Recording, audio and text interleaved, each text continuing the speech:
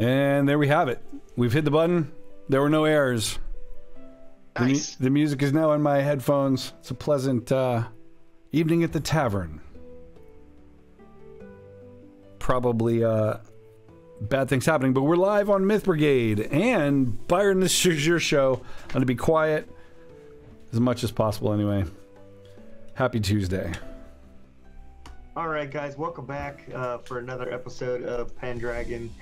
We are happy to be here as always, and be away from our other great games that we play and so forth. So, getting restarted back into this and hopefully reoccurring now on bi-weekly. Ulo, of course, off in Hungary now, fighting his ways to help the king there, has left an open spot. And the glorious Mike F.E.'s who will be joining us today and introducing his character, Sir Augustus. So it's great to have him from, you may recognize Mike from the Deadlands stream. And if you don't, then why the hell aren't you watching the Deadlands stream? Because So good. Oh, besides the fact that it hasn't been on in a while. But you can catch many, many great episodes in the YouTube channel. So, yep. How the hell is everybody? Everybody good today? Yeah, I'm great. Yep. Ready to get started in this wonderful adventure. So when we last left off, you guys were beating up some poor guy that was just trying to get his stall reset. Oh, I'm sorry. Nah, you were actually, he was maybe into some mischievous action using the fact that the town is scared of this creature that has brought this fear and so forth to the town of Stafford in the absence of the brave Sir Frederick the Red. But in his loss, the brave set of knights here have arrived. Sir Beardsley, Sir Garen, Sir Bjorn, and Sir Marcus have arrived to basically try to, get this thing under control. And when we last left off, you guys were, what were you guys doing? We were wandering Beardsley about the town, planning right? a hanging. Yeah, Beardsley was planning a hanging, I believe. Yep. So that would have been overnight. So I would assume that you would have gotten Emma, the little girl, back to her household. And Mother and daughter reunited. Prisoner was kept. There was discussion of a hanging, and I think, despite being introduced, we're not quite sure your plans for inserting Sir Augustus. Yeah, we're gonna get to that here in a second. So, awesome. Hopefully he's a hangman, because if he's a hangman, it's going to work out perfectly. The hangman.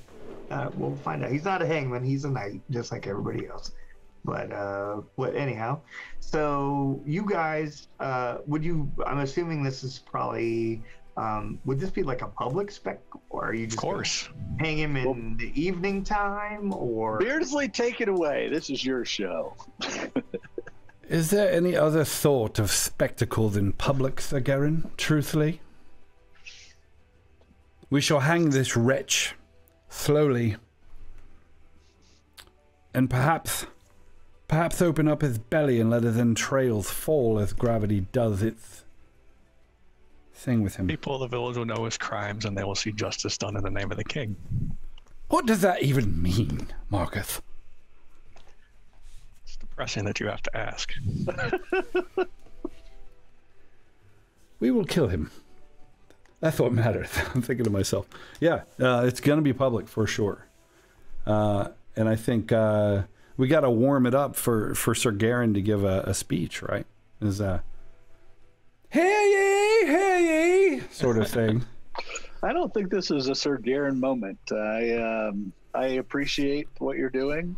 I'm sure you're going to do it in a more gruesome way than I would care to have it done. Why, thank you. But I think that if someone were to speak, I think it should be Sir Marcus.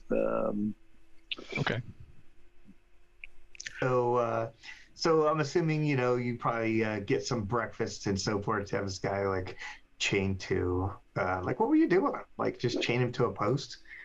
He was chained to one of our wagons. That you did have him chained to a wagon. Yeah. Under watch though. Yeah. Yeah. So he doesn't under Squire watch or oh under no nightly watch? Under nightly watch for sure. Is it the Night's Watch? Oh. But yeah, so you guys are there. I'm assuming you're probably going to get straight to the action of hanging this guy. You guys can kind of set the stage for me. Like, what do you got going on? Go ahead.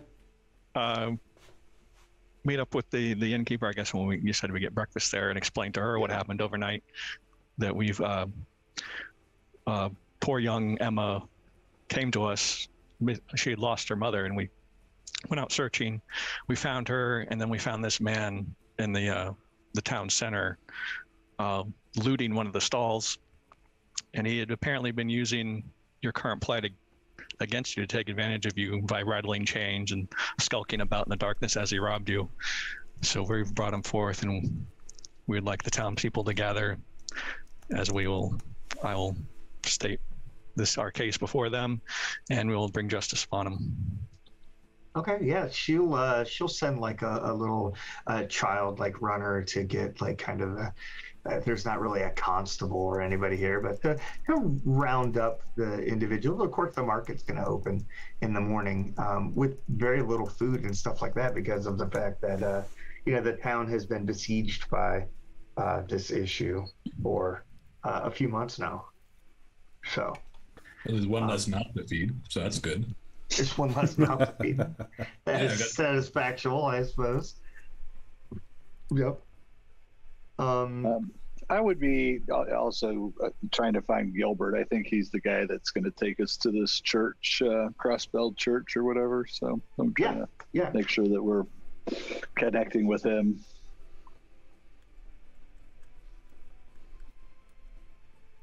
So you find him. He just kind of appears in the morning time near the town square or at the inn. You may have already had maybe plans set up to speak with him in the morning and to take you up to the Crossfell Church. We'll catch him up. I'll take some time to catch him up on what happened last night and what's about to go down. Yeah, he says that it is shameful that men would take advantage of such situations. Well, I suspect, Gilbert, there will be a strong deterrent put into place here shortly. So. That's probably certain. We are far from the king's justice, but it appears that his arm reaches strong through you. So you guys, you managed to get your breakfast and gather up Gilbert at so forth. The townsfolk are starting to kind of appear at the town square and so forth. You can see people starting to rustle their shops together and so forth for the morning. Most of the time at most of the city's early morning, the church bell rings to kind of celebrate like the opening of the day and the fact that the marketplace is open and so forth. And eerily enough, there are no bells from the church today.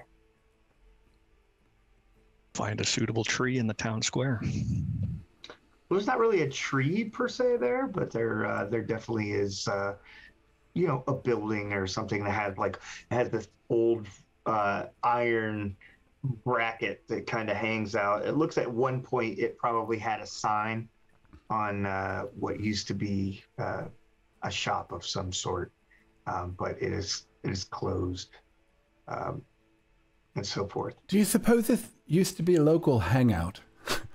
And I elbow the guy. Get it? Hangout.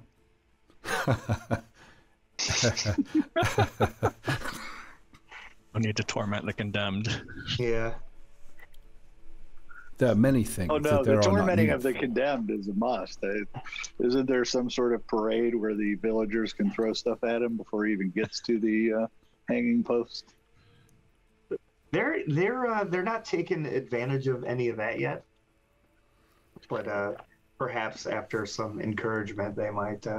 Has the vibe changed at all, Byron? Are they still weird and in their houses, or are they coming out? Yeah, there's not near as many people out in the streets or anything. You know, like I said, in the cities that you guys are from, in the towns that you guys are kind of around normally, there's those church bells early in the morning. Yeah, and don't they to ring church bells like during executions too, or no? Like, what's the custom? They do. Yeah, they do. They can do it during that. It depends on the, you know, how the church feels about it. If it's a church sanctioned thing or not. One of those church sanctioned hangings, huh? Yeah. So a small group of people, maybe like 20, 25 people have come out. Sir Garen and I are the barbaric people. Yeah. Just to put that out. But anyway, church sanctioned hanging, God. Sir Marcus, does it not trouble you a bit that the church bells are not ringing to celebrate the dawn? Is this a heathen town? Oh, they've abandoned the church after the troubles they've been facing. Oh, I suppose you're going to die without church bells, mate. That's a crying shame. So you guys are, you know, are you just getting straight to it? Basically, just, you know, throwing the rope up over the thing. Is anybody going to stand up and make a speech or anything on a cart? Yeah, I'll address the crowd that this man you see here was caught in the night attempting to rob one of your stalls after he'd waylaid the mother of young Emma there. He was the absolute worst sort of vile person, taking advantage of this dark time in your village to enrich himself. And as the king's justice, he's been sentenced to hang. Is there anyone that would speak or plead for mercy on his behalf? I look around and I kind of, anybody that makes eye contact with Marcus, I kind of give him that stare, like, "Don't you fucking do it." So the guy himself, he's like, I beg for mercy. No one from the crowd says anything. No. Do you have anything to say to him? Does you ask if he has anything to say? Yes.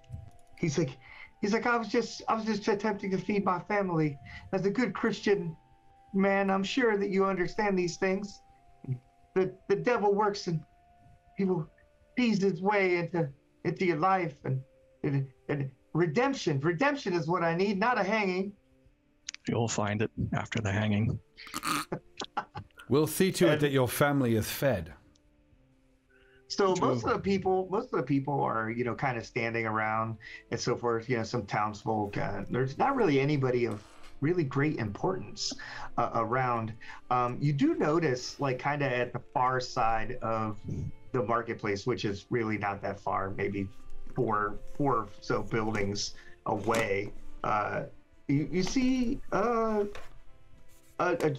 knight on a horse with another fellow behind him with pack animals. You know what knights look like. And Sir Augustus, what would they see as you're riding into this town? I forgot. Yeah. He's like, ooh, a knight. Who could it be? Where is He's this like, going? oh, it's this guy. When's Mike coming? Yeah. Is Mike even going to play tonight? Yeah, like, God damn, we're really stretching this out. All right. Hang the dude. I want to see who this guy is. So you would see a knight in modest armor. He's certainly not super flashy. A fairly built young man of 24 maybe. with a sullen look on his face. He recognizes what's going on here, but he hasn't protested or objected in any sort of a way. He's got some really bright green eyes, and he'd probably be fairly attractive, except his nose is a bit smashed and a little bit crooked. He likely got kicked by a mule or hit in the face with a hammer of some sort. And he's just quietly observing. He's riding through in the back of the crowd, taking it in and watching what's going on. You can't be prettier than Marcus or taller than Bjorn. That's not possible. Yeah, probably not either of those things. And there's only one person in this group that'll break that nose up even further. So. Famous for Garen. Yeah, it's like a Garen. It's the Dane dropper. Kind of bump into Bjorn, right? Kind of lean into him, Bjorn, and cock my head at the knight as Marcus is talking. Who is that? Do you recognize? Can I do a heraldry thing? See if I know. You certainly can. That's what I was going to actually suggest. Okay. You guys are more than welcome to make a heraldry. Hey, I'm roll. pretty good at that, sort of. Yeah, I can't roll off 0, so I don't know. All right, I rolled a 4. I rolled a 4 out of 12. All right. Wow. 4 out of 12. Anybody else get a success? I did not, but I can't believe you have a 12 in heraldry. I know all the Probably signs. pretty smart. Yeah, I'm really good at reading business cards. Wow. That's what happens when you get new squires every week. You get new information. Comes in. Yeah. Yeah, right. Just so you know, Mike, Beardsley is running. I'm sorry. So what would be the common knowledge of people about Sir Augustus if they knew who he was and recognized his heraldry? What would he be known for? Where would they be from and all that good stuff? Yeah, probably not a ton of information known of him. You haven't heard much of his family before then. Seems to be perhaps the first of his family to have been knighted. And what you do know is he's a bit of a hero in his own head. He seems to show up at just the right time and help lowly areas. Maybe you've heard him pulling people from a fire or helping ambush bandits and things like that. I don't know, would they know why I was knighted? Is that common knowledge? Yeah, with a 4 on a heraldry roll, yeah, you would know that. Yeah, so you've probably heard more, like, you probably better know me as a man who had repaired a rather valuable sword for Earl Roderick. Augustus has a blacksmithing background. He's the son of a blacksmith. And after a particularly heavy battle, he lended his services to the troops to fix and repair armor and weaponry. And just doing his job, fixed a rather important sword and was knighted for his dedication to Where's the he group. from? He is from Steeple Langford. I'll be a goat's arse. It's the Smith Knight from Steeple Langford. Augustus. Whoever's next to me is like, God. She's just like wiping some spittle off. What is his name? It's Augustus. Nah, He's a regular Robin Hood. Have you heard the stories showed up? And it's the bandits that attacked the jeweler shipment between headed to London. You not heard of him? I thought it was a folk hero. Wait, perhaps this is all part of the trickery. Well, that would make sense. Hey, to the hanging guy. Do you know that man? Pointing to the knight. No. Is he here for redemption? Is he a good Christian man? Sir Knight! Sir Knight there! I see you on horse. Sir Knight, perhaps you could stop this farce before it is wrought upon me and my soul. I don't think he can hear you. When it comes to this sort of thing, are they up on like a chair or something? Are they up on like a piece of wood? Sure, however you guys. I think he's on the back of a horse. He's on the back of a horse. He's on the back of a horse? Okay, yeah. All right. Yeah. Yeah, and so the gentleman that's being hung is yelling to Sir Augustus. He's like, Bravester not there in the back. Perhaps you could put an end to this spot. They said you're an honest man. It's like this. Yeah. I don't slap the horse, but he gets like a smack on his hip because it couldn't probably reach his head. Yeah. Shut your mouth, or your death will be much more painful than planned. Yeah, Augustus stops at this call out, but he doesn't respond. He sits there with his hand sort of on the pommel of his saddle, and he's suddenly realizing that people have sort of turned around to look at him. And I administer briefly the last rites of the condemned. Yeah, I pray I'll with ride over to Augustus, Marcus. Since there seems to be some recognition of who he is, and I'm assuming since he knows Sir Roderick that we would. I've never heard of this man. I ride over there with Garen. Where are you going? We're supposed to be having a hanging. Hang him! Do the king's bidding. I've seen dead men. They don't even want to watch you die. I slapped a horse. It's not that. I sort of stand there and cross myself and pray. Sarcastically, of course. Kind of kicks a few times, and of course he pisses himself and shits his pants and just kind of flops out on the ground underneath him and the cobblestones. The smell did not change. Yeah, so they're riding off. I guess I turned to Marcus, and I guess we got to clean it up, right? Don't want to leave him hanging there, do we? Or do we? We leave him. Well, that's the deterrent. Aye. Well, that was Okay, so what does Sir Augustus see riding over to him besides a gigantic Dane on a horse that looks very strained for his weight? And Sir Augustus, Garen is sort of like I think when I described them to Steve for a picture, he's like the Captain America of wanting to be a knight. Like, this is the thing he's wanted more than anything. He's a good looking guy. It looks like Steve Rogers in the Endgame kind of movie. is his heraldry? Does it say across his shield, "I can do this all day"? I can do this all day. This is Britain's ass. Captain Britain. that's someone different. Yep. So, and our Dane is a hulking figure. So, What color, Sir Garen, would you say your knight's colors are? Like your charge? I wish I would have given that some thought. I feel hey, like you got a chance, right, on live stream day? Yeah, I feel like there's some red involved here.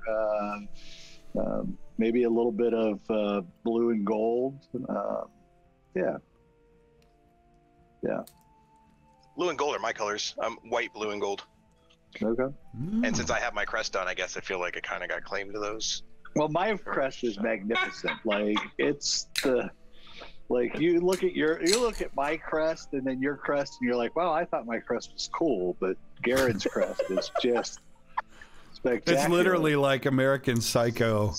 Right. Someday I'll show you, but not today. Right. No, that's okay. I feel This is the shit you can talk when you have the most glory. My crest is smaller than many crests, but I'm still proud of it, and it does the job when I need it to. Work. Mine just drags behind my horse. So Bjorn and I have done a lot of the noble fighting, and we're also pagans, and we take great joy in poking fun at our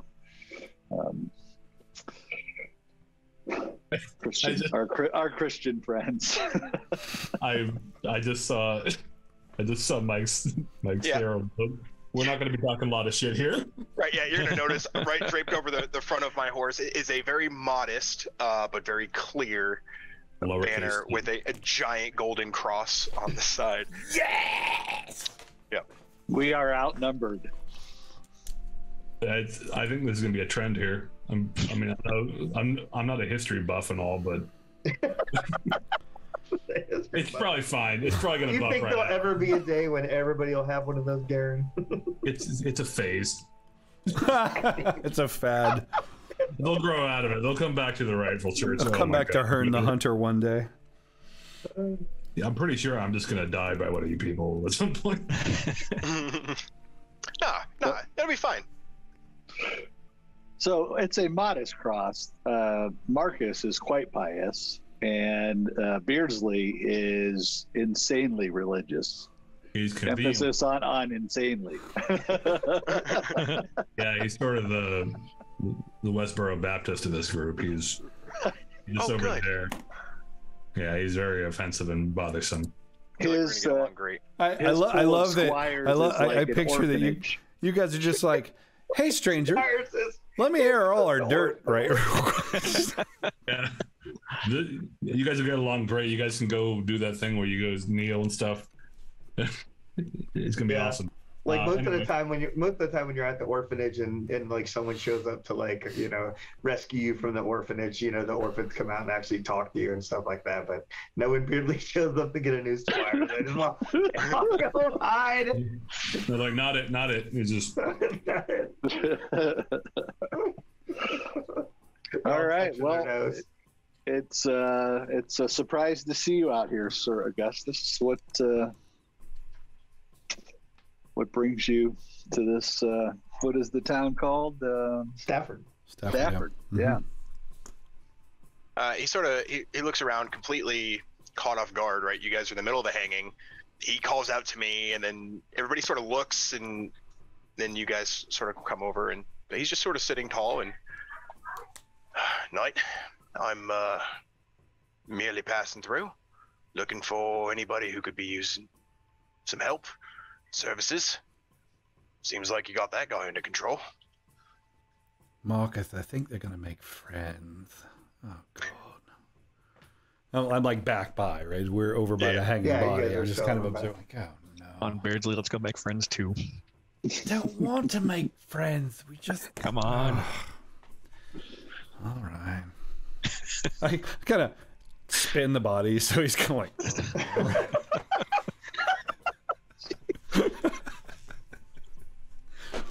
So I'll explain to Augustus that we found our way here at the request of the boy king. That there appears to be some sort of wild animal that's got this town scared straight, and I point out Gilbert that the knight that used to defend this place was killed in battle.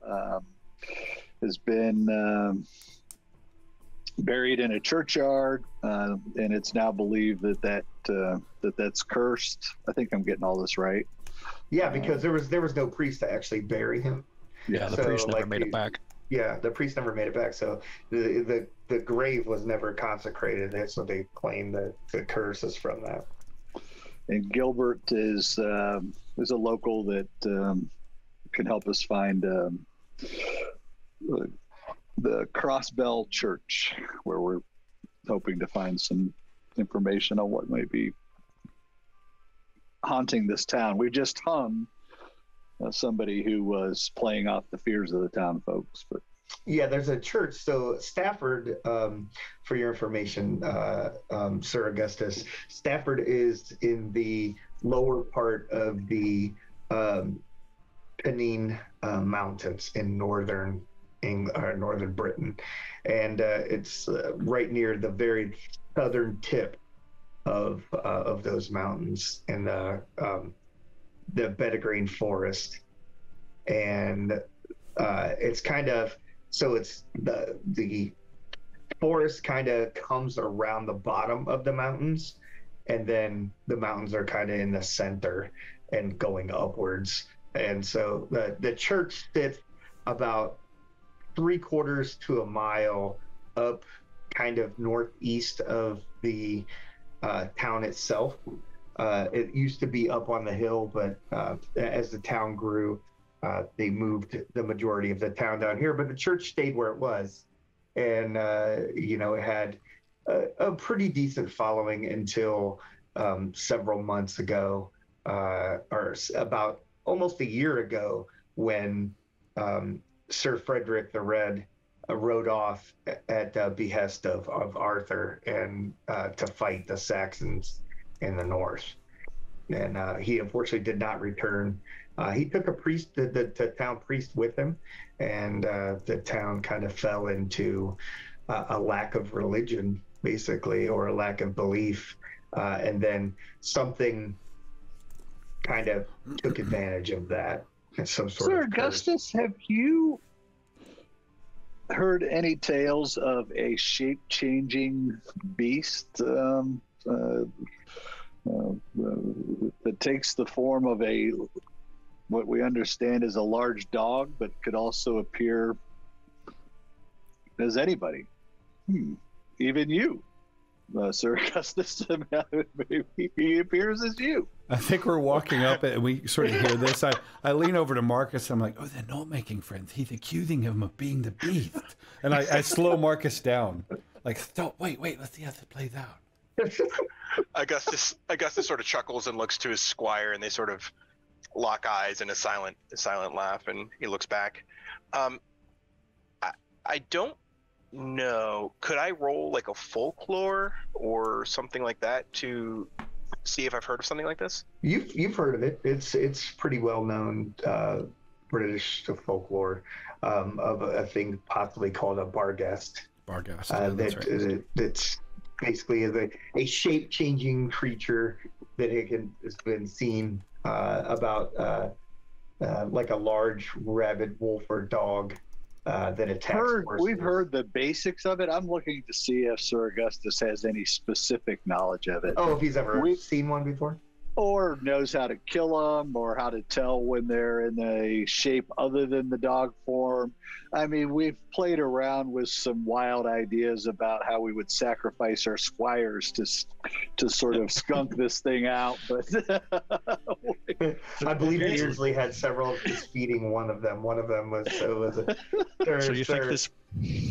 I'm perhaps three of them: the horse, the knight, and the squire. Yeah. The shape changes into three creatures. Yeah. Hey Bjorn, this is where you poke him with an iron rod. I don't want to get knocked out again today, man. This seems like a bad call. Yeah. Yep. That's the problem with hunting witches. That's fine. I stroll up next to Sir Augustus and I hand him the rod. Oh, he's giving him the rod again. What is the rod for? It's like Sir Bjorn believes that if you were a Barghest. Okay. Yeah, just hold on to this for me for a second. Hand it back, please. Yeah. Augustus grabs it and looks at it. It's a nice rod. And hands it back. You probably, I can imagine you probably make some sort of comment about the type of metal it is, whether it's a good forged or not with your. Yeah, actually, that's right. He would, yeah. Being the son of a blacksmith, he's actually pays particularly good attention to craftsmanship, and so if it is forged in any way or anything, he would remark on the beauty of the piece and. Standard iron rod. I turn around and I go, he's all right. Good on you, Bjorn. Are you sure? Is it just like he's a raw not stock of bar of metal that you took from a blacksmith? Isn't it a poker from like the fireplace? Yes. Yeah. Actually, we're gonna retcon this. This is just a stupid poker from that first house we went to. Like, okay. Are you certain that he's not infested with fae? Oh, it's from the bar. It's from the bar that we met the old man and the dog at. It was just right. Yeah. Something like that. The local inn, the inn here at the town. The town is like, how do we fucking get the fire going? You do plan on returning that, Sir Bjorn. Sir Augustus, now that it has been proven that you are not a Barghest yourself, and I'm assuming Bjorn will also poke your squire. Yes, he will. Do you have any? I just walk around tapping things. If you're not careful, he will. Believe me. Oh. Yeah. Oh my Okay, gosh. I mean, All right. Any chance you have anything beyond the general fairy tales that we've heard today? You can make a folklore knowledge, Sir Augustus. Yep. Okay, so I roll a d20. If it's under my target, it's a success. If I hit my target, it's a crit. Yeah. Right, and so this would be your first opportunity to invoke a passion if you should want to do so. If you want to like try to go for Watch him go crazy insane. mania right off the bat. I have a nervous breakdown for not So knowing. to do that, Yeah. greetings. you would Maybe roll I am a D20. Barghest. I'm a gambling man, but I'm not. I'm You're a not gambling crazy. man, but not that kind of gambler. All right. Yeah. All right. So I'll roll a d20. Yep, roll D20, and you're looking for a critical would be the exact number of your skill, or a success would be anything less than that. Yep. So that would be a success. I have a 10 in folklore, and I rolled a 7. Okay. You've definitely heard of them before. You could swear that they tend to be in the mountainous, foresty regions of northern Britain, is where they blend into the local wolf population and so forth. Sure. You heard of one before that was a large sheepdog was actually killing its own flock, and during the day it would stay kind of camouflaged as a normal sheepdog, and then at night it would become rabid and kill its own sheep. Got it. And then this area here, there's obviously fear of this animal. Has there been like actual attacks, or is it just like rumors that it's out there? Oh yeah, there's been horses that have disappeared. At least 2 small children have vanished. That they don't know for sure. I think they found one of its boots, and like a scarf was left, a bloody scarf. So they assumed that this creature has supposedly you can hear the dragging of chains. Interesting. I don't know much outside of the stories we all heard growing up with Nan. I would bet though they would likely camouflage themselves with the wilderness, the wildlife, perhaps a group of wolves or some other small bears, perhaps. Well, Sir Augustus, we're about to go on a little hike. Would you like to join us?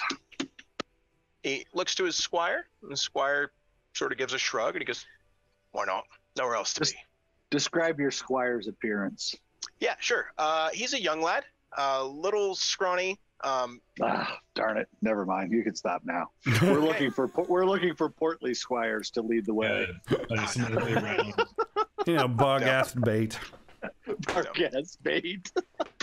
He is a mute, so he doesn't speak, and you never really hear, or you haven't so far heard Augustus call him by any sort of a name. But they do seem to be close, for sure. Maybe a brotherly type relationship. It sounds like somebody Beardsley might want to trade you for. Yeah. Be glad. Are you saying he doesn't speak? I mean, Squire, you can get those. Yeah. Be glad that Sir Augustus doesn't have any, like cousins or sisters or anything like that, because Sir Bjorn is always looking to expand his family tree. I'm set up a franchise. Yeah. A franchise. So in your travels around this place, Augustus, you've not heard of the stories of the Barghest harassing the villagers as they come and go from this township? Oh, to be quite honest, I don't frequent pubs very much. What I do here is little more than murmurings from the townfolk. I tend to plant myself in more direct involvements. Aye. So why don't we go then and find ourselves direct involvement in the name of the good King Arthur? Aye? Aye. And then let Sir Garin kill it. Just like, yeah, we're not. I'm just stunned someone doesn't drink, so Okay. He didn't say he is didn't too low. drink. He said he didn't spend much time in pubs. Maybe he's efficient. All right. Yes, that's right. I am efficient. Yeah, I get all my drinking for the month done at once. I just go in there, Yeah. real close to death, and then I'm good for 30 days. Yeah. Just does I 10, do- 10 shots of I do- whiskeys. I did that too, but I'm 120 years in advance now, so everything. Turn back. All right. So you guys, I'm assuming you ride over to Gilbert. Probably made his way over to you. He's on foot. He's not on horseback. And he says, I suppose we'll be going. Is your new knight here? Glad to meet you, sir. And you, This is I'm Gilbert. As Augustus. I'm a keeper of things, the woods mostly, and so forth, just helping individuals as they need it. I'm not really much of a fighter, but I could defend myself if needed. I've got my trusty short sword, and he does kind of show you his short sword that he has at his belt, and you would recognize it as something well forged, probably something that he wouldn't be able to afford to own. It's a nice sword. Craftsmanship. Family Yeah. heirloom. It'll get the job done. I say it would. I Yeah. forget, Bjorn, have you poked Gilbert with the stick yet? Yeah, he was the first person he I thought. think you were the first one that he poked. Yeah. Well, I stopped and I pet the dog. I think he poked himself first. He was like, make sure he wasn't the Barghest. Well, It the always first one's easy, they always say. But yeah, no, I already poked the dog. I poked him. Yeah. As All you right, guys Gilbert, lead the way. you guys exit the eastern side of the town square, and as I would say that Beardsley kind of does a final look back, and he can see the guy just kind of spinning still slowly. Oh, nice. Hanging from the thing, not kicking or anything. And a few of the townsfolk have thrown like some apples or something at the man. But other than that, they seem to be going about their business. So you guys go. It's kind of a curvy kind of cobblestone road. It doesn't. It's not very well maintained. So it kind of begins to, as soon as it exits the eastern side of the town, by the time it gets to like the edge of town, it is turned into just a rocky slash road of dirt and detritus and so forth. It is very, very poorly maintained. And it becomes more hilly almost right away. Begins with like some very low hills, maybe some inclines of a couple 100 feet or something like that, and then you lose track of the church through the woodland, the trees and so forth on the side of the hill. You could see the edge of the steeple of the church from the town, but it didn't look like fabulous. It wasn't like really bright or anything like that. It didn't have a gold cross or anything on top of it to really shine in the light. It's a gloomy kind of day. You can see for a good distance.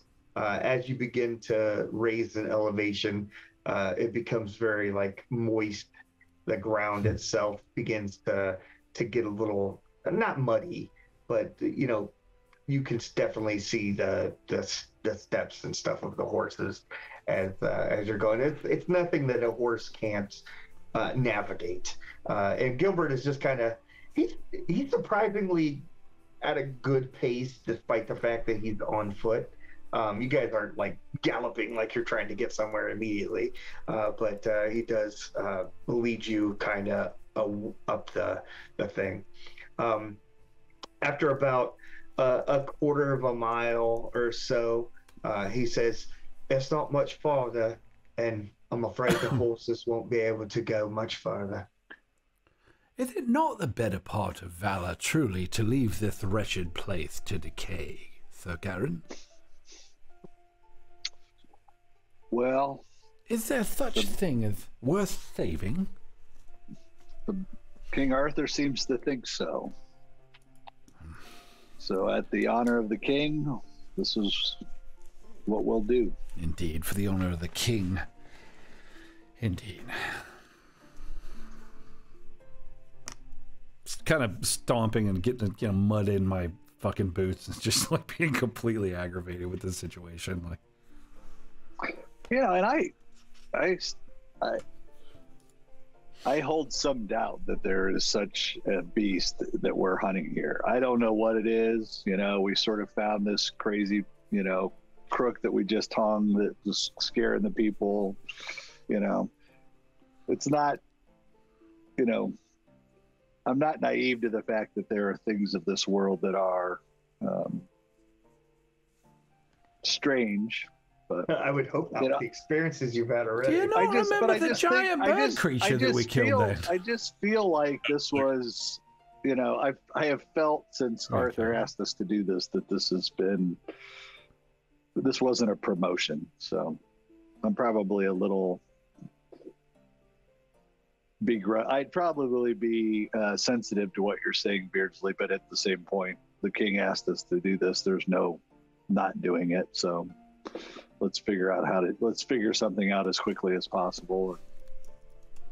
Well, you guys were the most knowledgeable of the road to the north and so forth. Yeah. And available. I suspect that we're all itching to be in more of like a military sense, fighting in bigger battles than some of these wayward adventures. But understood. When asked by the king, you don't get to say no. So here we are. A side quest is how you get the best loot anyway. So yeah. And I show him my fancy fairy ring. Okay. Yeah. So what does that look like? I don't. As far as I can tell, it's just a twisted knotting of branches that looks like a ring. Yeah. So he has this. That's basically what it is. It's a ring that's made out of these twisted branches. It almost looks too pristine to be just wood itself, but it is kind of entwined, and he waves it around a little bit. It definitely seems a little weird for someone to wear it. It's nice craftsmanship. You woodworker yourself? No, this was a gift. He's a heathen. The Fae gave it to him as I passed by, just kind of, getting my shit together. Nice fella. No, he isn't. He's friends with the fairy folk. It's good to have friends of all types, even the Beardsley type. All right. So, how does Marcus feel about this journey up the hill here, or what have you? Is he interacting with anything, or is he just kind of absorbing? Was Garen actually griping out loud about this quest? Yeah, I have been saying this since we were before we left, that I felt like this is a little okay. I'm more than happy to try and resolve whatever issues plaguing this village to bring life back to it. Do you plan to move in when it's all better then? Is that what you're going to do? He wants to gentrify the town of Stafford. So pretty soon all these poor lot they'll be thrown out into the streets so that his rich knightly friends could move in. In absence of a gallows, there is actually room for a statue of you there, Sir Marcus. That might not be the worst, to be honest. Is there won't be necessary barrel? the crate and barrel going up in the corner. Yeah. So kind of the road as it's going north is kind of weaving back and forth a little bit. Like I said, it's not very straight at all. And the rocky outcropping begins to become more apparent as the beginning of the mountains actually start. You could see there are Gilbert kind of puts his hand up for a moment and he points up above. And Garen, you would probably notice this actually even before Gilbert puts his hand up because of your awareness. And you could see what looks, something's moving kind of like on a ledge that overlooks the thing. And you see like what looks to be like some gray fur or something kind of move away from the edge. And you can see the rocks kind of tumble like little small pebbles and stone kind of come down the side wall over your head. Do you have any idea what it is? It was hard to get a glance at it, and but you would have seen it at the same point that Gilbert pointed to it. So you would assume from that Gilbert has a pretty good sense of awareness himself, since he saw it pretty much at the same time you did. You would think that he's relatively skilled in tracking or just wilderness survival and so forth. I asked him, Gilbert, what do you think that was? It watches us. It knows we're here. What? It's probably a bear. Just the Barghest is just hanging out on the top of a cliff, just like that. It watches these lands. It keeps track of them. It makes certain that no one invades its lands. And you know this through communion with it, or are you making a broad assumption of its tendencies? Unlike you, I was born amongst the woodlands. Yeah, I didn't think he had any experience with this thing. We talked about it at the bar. Yeah, not it itself, but it's like, I know of it. What time of day is it now? We've been walking for some time. You've been walking for some time, and I would say you guys probably did the thing at the town square probably around like 9, probably took an hour or so. So you're probably looking at close to 1 o'clock. So it's like middle of the day, not it's middle of the day, but it's very gloomy. It's very gloomy and overcast, as it would be in northern Britain, and it's a rainy, gray, shadowy kind of day. So there's not bright sunlight at all.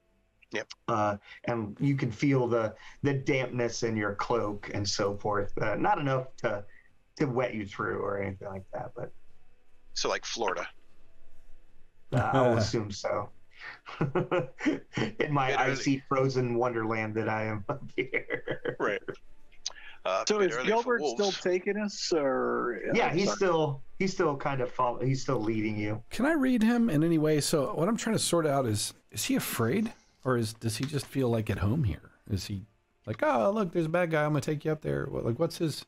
So I mean, you guys saw him at the inn, and then he didn't seem to be. He didn't know who you were, you know what I mean? He didn't know what kind of men you were. He hadn't really heard of you. He told you before that, well, he told Garen that he kind of steered away from Sir Frederick. You know, Sir Frederick was kind of the keeper of the area, and in his absence, you know, Gilbert has kind of helped people here and there as much as he can. But he seems to be emboldened by your guys' presence. I and he's kind of agnostic, so he doesn't really play the Christian side of things, and he doesn't really play the pagan well, side. He's certainly playing the let's spook it up kind of crap. So, I kind of So pull Sir Garen aside real quick, and there's always someone to feed and water the horses. Let us take care to make sure that he is not its servant. Yes, I agree. I don't think at the bar that the sword presented itself as anything spectacular. And I don't know if that was just the change of storyline or if the sword now. Because I think my recollection of that encounter was he sort of had like a cloak on, the hood was kind of poured over. He's an older guy. I thought the sword looked, rather normal, if not beat up a little bit. But your description here is that it's a much nicer sword than. Yeah. So my thought process behind that, and I apologize for that, Sir Garen. So part of that was just because it was like gloomy and hard to see in the inn itself. And then the other part of it was that Sir Augustus has a blacksmithing background. Yeah. So the quality of the workmanship to him stood out a little bit more than it would to you guys. Not that you guys wouldn't notice that it is a decent sword, especially if you picked it up and wielded it or something like that. You'd be like, oh, this is well balanced, whatever. But just looking at the pommel, you wouldn't really, I wouldn't take it that you would gather those kinds of things. Since he has more specific knowledge. That was my intent, not to screw things up. And so I appreciate you mentioning that, though, because I'll be honest, I didn't quite remember the exact description I had given you for him. So while we're making our way through this gorge and kind of up towards where we saw this thing and wherever else that Gilbert is taking us, I'm not sure that they are aligned, right? Like we've both seen this thing. I would have let the group know that something was seen. They would have heard the talk about, it's watching us kind of stuff. Are we moving in that direction, or is the church off? Okay. And then the second thing is on hunting, I rolled a 7 on an 11. In addition to my just awareness and trying to, pay attention to what's going on, I would be actively looking at the ground to see if there's anything telling about something that's moved through this area that so I guess what I would give you there is the fact that there's more an absence of woodland tracks, like along the sides of the road and the fallen leaves and stuff like that. There's not a lot of immediate sight of any evidence. There has been a lot. Anything wildlife wise? Do we hear birds? Or is it just eerie quiet? It's eerie quiet. It's not windy. You would expect maybe more wind, especially since this is on the west side of the mountains. The wind typically comes from the west to the east, and so it's strange. The weather doesn't really match the particular area that you're at very well. You guys were up here in the north for a good amount of time, you know what I mean? And you experienced, this is more the eastern side of the mountains style of weather than the western face of the mountains. When you guys were getting into the lower reaches of the eastern face of this set of mountains, it's where you track the bird and the picked priestess and so forth. And it was different. It wasn't the same as it is over here. This definitely has a more eerie, gloomy, dark ambiance to it than there. All right.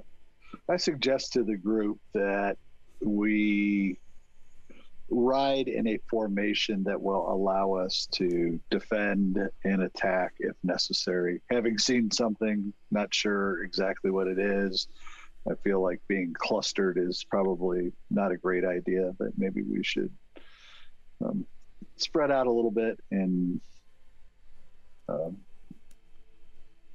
Following Be Sir cautious. Garen's orders, I will quickly snap to and enjoy the results of my hunting roll, which was an 18 out of 2. So please point out something awesome based on your roll.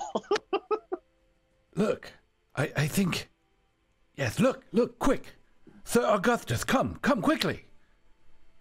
And I'm pointing at what's most obviously just a wet log. The beast has shat here. Do you see it? Scat right there. It's the size of a man's leg, by God. Sir Augustus is recognized that this is a log, and he's trying to figure out if you're messing with him. No, he's or if damn you're well serious. absolutely crazy. Yeah, he's just like serious. Like, look, and it's a log that's like a forearm's worth of. Yeah, after a moment, he realizes that you're being genuine, and he pulls out his sword and he sort of pokes it and scrapes off a little bit of the bark. I think it's probably just a log. Oh, for God's sake! You tell anyone about this. You and I are going to have words. I pat him on the shoulder and just. Right, nothing here, nothing. What have you found over there, friends? Every man is due a mistake now and again. You have my word. I offer a handshake. Like, damn, that's deep. I don't say it. It's like-minded. Shakes your hand. All right, off we go. He lets you know that you seem to have a good relationship with your squire, but if you feel the need to backhand one, he'll lend you. Yeah. I appreciate the offer. I'll let you know should I feel the need. His squire just looks at him like, I have a variety of sticks that you can borrow when you need to beat the child. Of course. Bjorn over there has got a hell of a stick. As he told you about it. He's seen it. Never seen anything like him when he's angry. You guys have probably crested about the better part of a mile now, and it's the road is kind of turned back towards like an area of the mountains that's kind of not a path per se, but like a gorge, and there is a good amount of green moss and grassland that has grown in this lower part of the gorge, and it's rocky on both sides. And Gilbert is like, this way will bring us up behind the church and not follow the road directly. This is where I would suggest leaving the horses.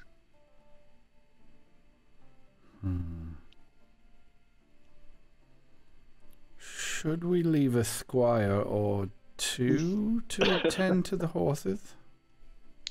Yeah. Yes. Excellent. Tend to the horses, boy! Shove him. Give him his favorite wooden sword to defend himself. So from where we're going to leave the horses and the squires to the church, how far is that? Is it shouting distance? Like if they got It's shouting distance. Yeah, it's shouting distance for sure. Do they have some sort of bell they can ring? Bang, bang, bang, bang, bang. Oh, would they have maybe a horn? Horn, yeah, okay. Horn or something Good. like that? You being a fine pagan that you are. taught mine to whistle. Is that how you communicate with him? Some things don't need words, friend. I walk by whistling.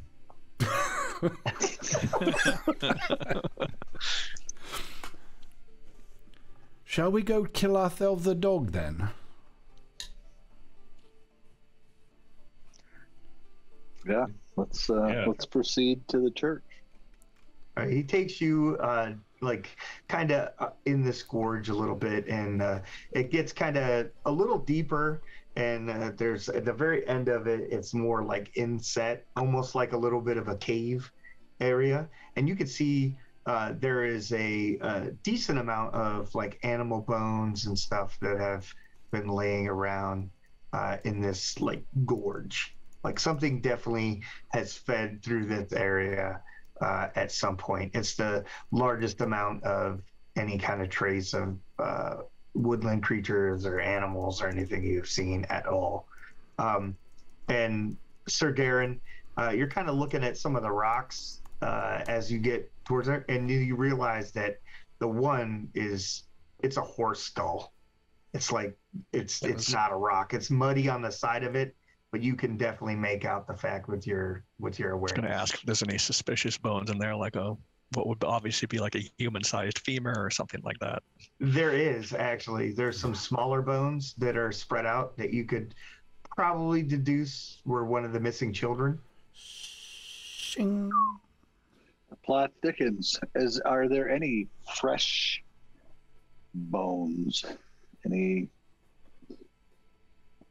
carcass parts that look like, you know? What's the smell like? Is it can we smell blood or entrails or anything like that? Any good stuff? You don't smell any blood or entrails, but it does you lose the kind of wet, it's kind of a musty wet dog smell.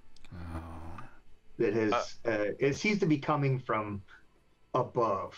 Like there's a small trickle of water that kind of drips down, not a full waterfall, but definitely water that sprinkles from the upper part of the gorge. And it kind of trickles down, and it seems to be permeating from, you would say, the ground itself. Augustus sort of squats down at the bones. Sorry, sort of squats down at the bones, and he sort of lightly runs his fingers over the top, brushing away the light bones. He's looking for any bits of like clothing. So you'd suggested like somebody lost a boot at some point, and we've seen what do look like human bones. Do we see bits of cloth in there as well to help? You don't. Like around the horse, you don't see any tack or anything like that, which most of the horses and like pieces of livestock were taken wouldn't have had tack or harness or anything like that on them. Yeah, but no cloaks or anything of that we could see. Just bones, rings, the buckles off the shoes or anything. No, nothing that you can make out. He does make note of that. Peculiar. I don't see any garments of any kind, but these are definitely human bones. This wouldn't be the work of a wild animal, then. It would be the work of... So most of us are carrying swords. The Dane carries a big axe. We used to have a very skilled archer. Sir Augustus, any chance you were carrying a bow and arrow?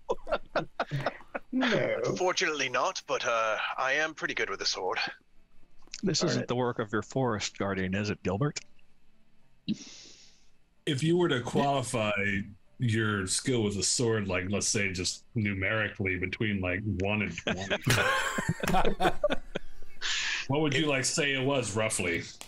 I would say it'd be pretty hard to fail if I was trying to roll at that number or low. I would say there's a pretty good chance I'm going to succeed. I'm gonna get punched again. Especially with the grace of God behind you. Basically. So what's his response? What's his name, Gilbert? When he's asked if this is the work of his friend? He kind of stumbles for a moment, and he says, "Oh, I'm no friend of this creature's." I poke him with rod again. Stop poking me! Is that necessary? Yeah, it is. Never heard of a creature who eats clothes and buckles as well. Only This looks dragons. more like the work of bandits. Dragons, I heard, swallow you whole. Sword and all. Right. That they do. Might there be dragons nearby, good Gilbert? Or is there truly a wolf that's devouring the belongings of innocent children? I doubt there's any dragons here. I draw my sword and proceed in the direction that we were heading. Well, Oh yeah. So like I it said, feels okay. whatever it is, it feels like we're in the right spot. So Yeah. So beware and be ready. I say since there's obviously dead people there. A quick path. Okay. Let Awesome. us pray. There's no There's three of us now. That's a lot of praying. Yep. Yeah, There is. a lot of. Well, let's be clear. It's about 2.5 that are actually saying legit prayers. It's not. You don't We're know. not getting, You don't we're know. not getting the full 3. Just because I only have one eye closed doesn't mean anything. And you're the only one that knows he only has one eye closed because everybody's eyes are closed. Beardsley's annoyed because there's no pockets to go through. That's How all. dare you impugn the pie Beardsley? Marcus is a 2-hand raiser. Beardsley, we get the 1-hand salute. Yeah. It's like, pump it up, pump it up. All right. So you guys make your way up. There's like a small kind of cliff face. It's maybe 15, 20 feet in height. Not really that large. It's pretty easy to climb. It has quite a bit of like roots and so forth that are hanging down. And it's like, this will bring us up right into the graveyard of the church. Yeah, we've got to get to high ground. We're really not in a good spot until we get up. So I'd be trying to press forward as fast as possible. He says, I'll go first to show you where to grab. And he kind of starts making his way up the... Wait there, good Gilbert. Is it wise for you to go first? Perchance something should happen. Or perchance he might disappear and leave us to be eaten by the beast. I put my hand on his shoulder and I pull him back. My valor's too high to let you go ahead. I need you to... Oh, yeah. Nice. Good job. Nice, well done. Yeah. There you go, Bjorn. Yeah, so I just climb. It's not a big deal. Like you Takes said, a step up there like grape ape. Yeah. Yeah, I hurt my shin stepping over the cliff. I don't know what we've done with this character. But yeah, so I go up there and I lean over to pull people up. Okay, yeah. So as you make your way up there, you realize that the side of the cliff face at the very edge, that at some point there was dirt and stuff that has fallen away. And that these roots and stuff are from a large tree that grows at the edge of the graveyard. And it looks like the graveyard may have actually stuck out over this area at some point or been a lot closer. So you could surmise from that perhaps some of the bones and stuff there at the bottom were washed out of the grave. Above. Fairy tales. Yeah, I don't.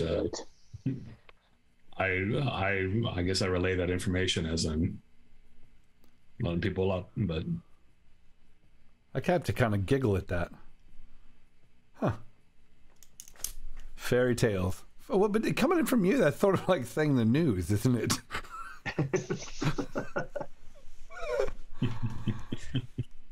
And before you get up there, you got to wipe your knees off if you're going to keep praying like that. Come on up. Right. Yeah. All right. This will be a good spot. If anybody needs to take a bio break, I'm going to take a quick 5. I'm all good. And we'll get to the end of the night. All right. Excellent. Be right back. All right. I'm a professional. I poo off the clock. That's not, no. What it is Steve has a for the stream. Steve sits on a camping toilet at his desk, so he can just, I actually got one of those higher diameter thermoses. So not, I'll take a couple seconds. I want to say hi to Faye Mom. Hi, Faye Mom. And Ogre for Hire as always. You're not still working, are you, Ogre? Like you were working your ass off earlier, but you're not. You're not still at it, hopefully.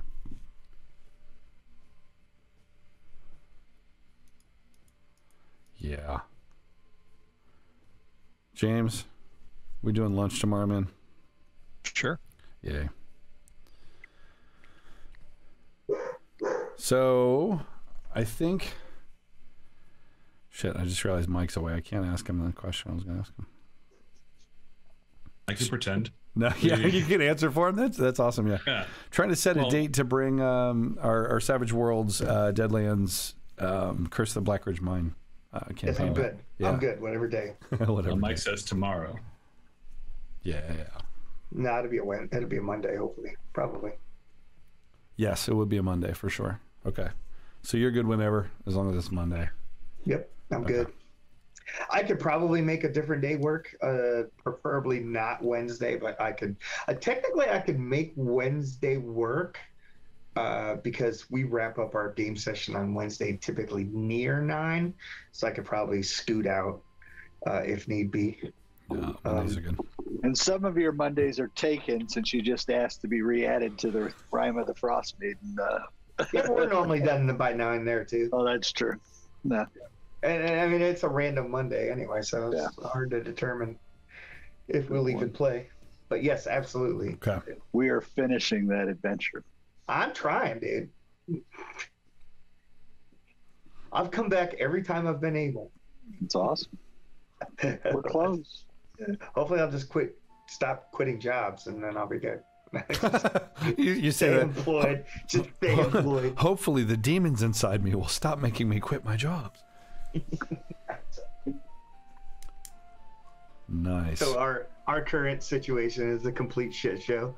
So at the end of the year, we had we were working like 50, 55 hours a week, and we had to get all these machines that were set in the back done and fixed and stuff like that, so that we could ship them out, because they were like trying to get them done at the end of the year, but they weren't receiving like any parts in and stuff. You might have remembered me saying something about that.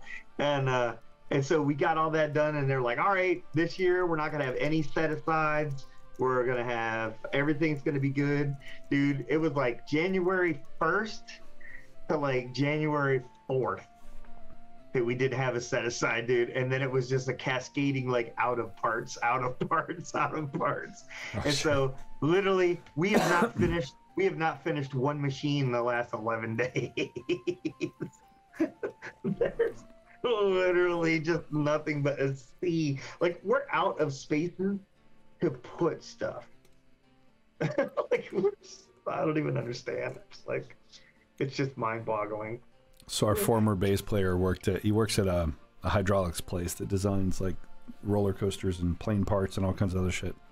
And they've got this huge warehouse. We used to film it used it to film a video once, but massive bins of parts like this big, massive wall of mid-sized bins, I should say. And every year they have to do a physical inventory. And so they're in there, and he's like, yeah, the people that work there will just grab a fistful of these things, take them to their workbench, use 2 of them, and then basically throw them at the wall, and wherever they land, they land. So just, you're describing the disarray.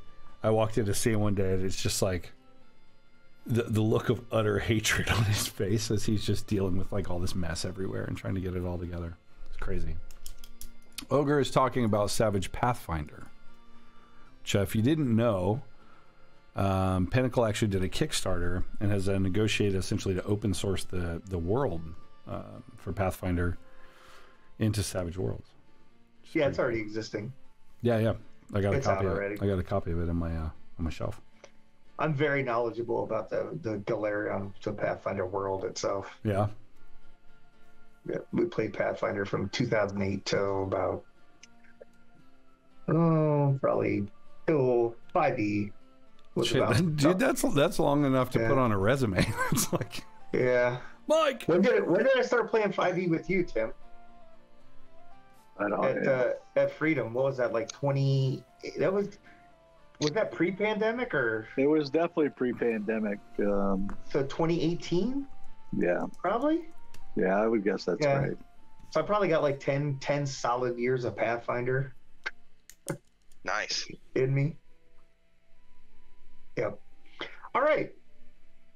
Did you put us on pause or anything, Jason? Or No. All right, cool. No, all man, right, I just let it roll. live stream. Just Well, let it this is roll. awkward.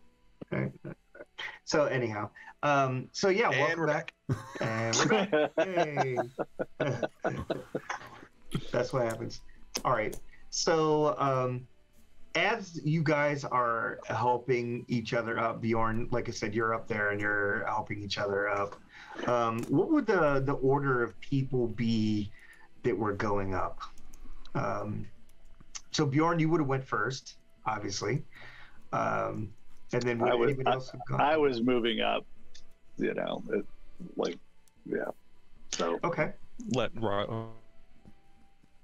Gilbert go up once those two are up. Okay. What about the remaining three of you? And I'll go after Gilbert. Okay. Yeah, I think Augustus's nature is to sort of protect by taking the rear. So in this case, he would have sort of scanned the area. He would have sort of scanned the area as you guys were going up, and he would have followed up last just to make sure your reputation precedes you. A lot of things precede me. If you ain't the lead dog, the view never changes. Come on up. All right. So you guys are just about all up there. And Garen, I would assume since you were kind of first up that you would be taking that position of kind of looking at the surrounding area. Bjorn more focused on just getting up here and getting everybody else up. And so Marcus and Garen, you guys are kind of taking in the area that is this church. The churchyard itself from the cemetery side of things is kind of just off to the right side of the church. So the church actually faces to your left, and you're on the side of the church. You're probably maybe 15 to 20 yards away from the church itself. It's in pretty bad disrepair. There's some open holes in some of the boards on the sides. It looks like at some point there was some stained glass in one of the windows of the bell tower, but it has since been broken out and so forth. It seems as if there's some sort of light flickering from inside the church, but you can't really see. The windows are high enough that you can't just directly see into the church itself. How long has it been since the villagers have been coming out here? From what you heard at the town, it's probably been several months. Okay. So when you say light inside the church, is that flickering light or a constant light? Yeah, it's a candlelight. Okay, so it's Does someone come to this part, or to come to this other than? I'm sorry, Zoom chopped you up. Yeah, you're breaking up, James, pretty bad. I don't know. Off and on. It's not us, it's you. That's the breakup thing. Okay. You're there. You're just in and out some. Yeah. Talking to Gilbert, does anyone else come out to this church? Well, not many. There's a few that brave it on a sunny day. Several of the women whose men went to fight in the war.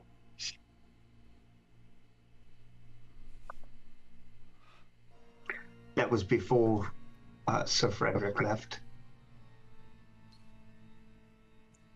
Let's go see who's inside.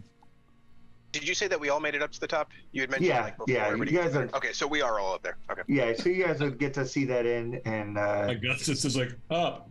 Yeah, I know. I'm like, I don't know if I should be engaging in this scene or. No, you're fine. Yeah. These bones are super cool. Should we? Right in my Don't have any face. clothes. Should we fan out around the building and see what we could see? Perhaps. You want to split the party? Split. Well, I don't think we should go and march up to the front door. Hello, here we are. The front door. You could walk the perimeter if you feel safer. Yeah, like, what are you worried about? If I feel safer, bite your tongue. I thought it might be a better idea to see if the beast is sleeping around the corner. You said that there's holes in the walls that and the shit. beast could also be a human, so I think, I'm trying to put my attention in the direction of where we saw this thing. Looking for tracks, looking for anything. I agree. We got to go up and check out the church, but I'm trying to see if there's any tracks or anything that kind of you know. Let's just say, is there anything that looks like, you know, a dog print, a little bit of a half dog human footprint, a human footprint? Footprint. Maybe. Yeah. Hey, Beardsley, is there a little like a spiral stick somewhere? Like a large spiral stick?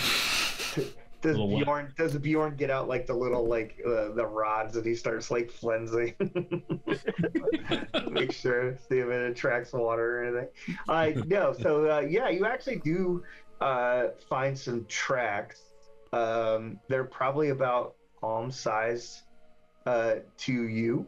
If you spread your palm out on the ground, that's about how big its paw is, and it seems to be in like some freshly kind of packed over earth in one of the grave sites. So, using the hand-sized paw print as the gauge of how actually big this thing is, are we talking 3 ulos, 4 ulos? How many ulos is it? That's never put away. That's never good. I always forget the exact conversion. But... yeah, I don't know the exact conversion, but it's probably somewhere around 4 to 5 ulos. Yeah. Wow. This is 4 to an 5 enormous thing. We're not missing. Enormous. We left all the squires, didn't we? You did in fact leave all the squires. It's you guys and Gilbert, and that's pretty much it. There was something I was going to say, and I thought of it, and I lost it. All right, well, I point out the tracks, and I say, hey, if this thing's here, it's here. We're not going to miss it unless it's turned into some sort of human, so be careful whatever's in that church. Everybody but Garen, go ahead and give me an awareness check, because his awareness is always so high. It just pretty much makes it without ever even rolling. I have a 17, and I rolled over that. Oh, you fail. I rolled a 20. That's what I rolled too, a 20. And I got excited and then immediately got bumped. Awesome. So you guys are really paying attention to whatever Garen says. You just assume that he's the all knowledgeable one of I rolled a 4 out of 10. A 4 out of 10, okay. And Marcus? 2 out of 11. 2 out of 11. Okay, so Marcus and Bjorn, while Garen is pointing out these prints and so forth, there's like a small breeze that kind of blows from the side of the church kind of towards your area, and it smells like a very fetid, like dog breath. Oh, Marcus, I was downwind, man. Had my mouth open and everything. Damn. No, I point that out. That we're downwind and something over there smells foul. I think it's over there. Animal smell. Yeah, and Garen, you can kind of make out in the background what sounds like. At first, you think it's maybe the bell in the tower, possibly like ringing or anything, and then it's that metal on metal sound, and it kind of sounds like chains. What's Gilbert doing? Gilbert is kind of waiting for your guys to. He's knelt down next to one of the gravestones, and he's got his hand like kind of on the side of the gravestone itself. Looks like he's not necessarily praying, but showing some sort of reverence to the individual that may be buried there. Mm-hmm. So he doesn't know. He doesn't seem to notice what's going on. Is there any way that he's faking that? Because I don't buy it. In this moment, as we're all like, "Look over there, there's dog breath," and he's like, "Oh, Aunt Mimi." Like, is that the vibe? So as you kind of pay more of attention, that is kind of the vibe. So you rolled a 20, so you're definitely looking totally other than where that stuff is. Yeah. I'm gonna say that you would probably actually get a different view of things. So you notice that around the base of the gravestone, kind of behind it in the grass and stuff that's grown around it, there are multiple kind of broken bottles and like jugs of, looks like some sort of what you would put drink in. Like a some sort of sacrifice? Like, is it some sort of... More like the fact that he might come here and drink. Remember, he said he doesn't drink at the bar, at the inn. Augustus? He said he didn't. No. I Gilbert was like, did. I knew it. It is I, Gilbert the dog wasn't thing. drinking. When you guys were drinking that night before at the inn, Gilbert only took the one drink. I'm Sir Barghest, Augustus. So I kind of not noticing. I was just kind Sir of Barghest. lean over there. Is he down there having a swig? No, he's not having a swig, but I mean, you can see that like it looks like he's familiar with this particular place of it. Like perhaps maybe this is why he knows it. He comes up here and drinks in this beast lift, right? So I rolled a 10 on a battle score of 11, and and I just looked it up. I interpret this as having some knowledge of how, like, we've got this downwind smell. We have a general sense of direction on this thing. I'd want to organize us in a fighting formation that would make sense to engage with the beast. And it may be that I'm going to take the first lunge, but I want to make sure that Bjorn and Marcus and Beardsley and Augustus are like, ready to just pounce on this thing. Right. Well, you would know engagement there's probably only two doors to the church, one in the back and one in the front. The one in the front's probably at least one door, if not two doors wide. Probably a small church like this, probably only one door wide in the front. It's not probably a double door because they would have had to haul the wood up here. And I mean, granted, there's trees around here, but it still would be an effort to come up here. You do think with your battle score that it does look like Gilbert brought you up to an advantageous position. Like, there wouldn't be any view from the front of the church or anything like that. And you're downwind of the church itself. So, like, your smell and stuff wouldn't have made it to the church. So this does seem to be an advantageous direction of advance towards the church itself. All right. So he did actually do what he said he was going to do by bringing you this way. All right. Well, guys, are you ready call to this to our party? attention? I would break away, and I just dismiss it, Byron. I don't say anything to him. Just let him stay crouched down and form up with the guys. On your feet, Gilbert. Something's amiss. So I want him with me, so he's not just. Well, he reaches down and pulls the short sword from his belt. He's like, best to be ready, I suppose. Does it sing? Does it turn into fire? Is there anything cool? It doesn't. No, it doesn't glow blue. It glows blue. You're like orcs. No, it's nothing like that. No. So everybody shouts, "The king!" No. And so you guys set up a plan. I would assume from your thought process that so Garen and is going to be advancing towards the front of the church, I would think. And then is anybody covering the rear of the church? I'll move around the back. Augustus. Yeah. Shall we? Augustus will. Yeah. Yes. Okay, so Bjorn, Marcus, and Garen towards the front. And Gilbert. And Gilbert, of course. Yep, and then Augustus and Beardsley towards the rear of the church. Okay. So as you guys are making your way there, so the ground kind of gives away from, there's like a wrought iron fence that's kind of like around the edge of it. It's more stone than fence, really.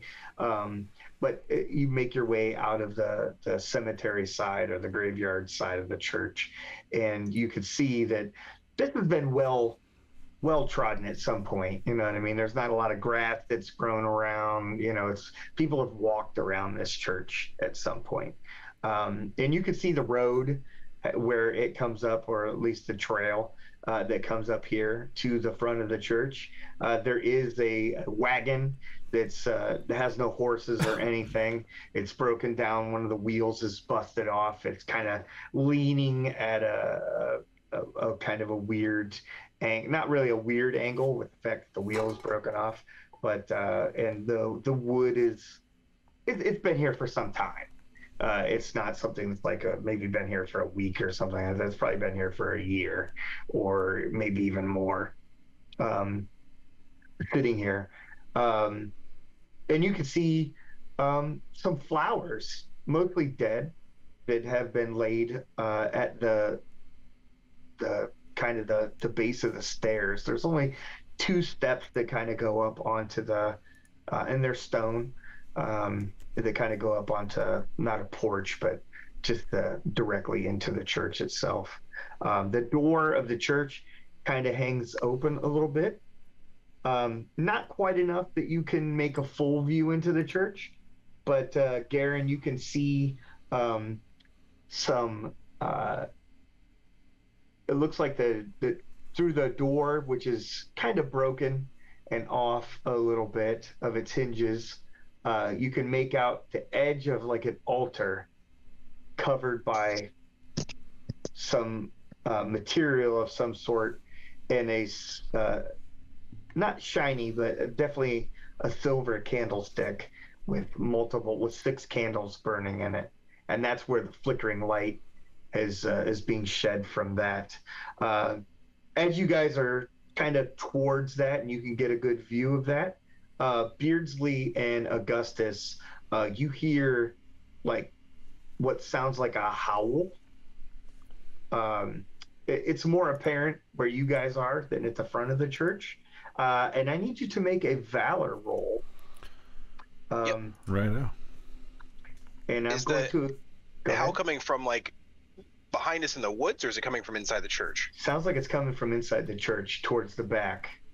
Got it. So, and I need you to apply a -10 modifier. Oh, damn. A -10. Oh, yes. Roll me a roll. How does the valor roll work? It may be a good opportunity to invoke a passion as you hear this, like, unearthly howl from this creature.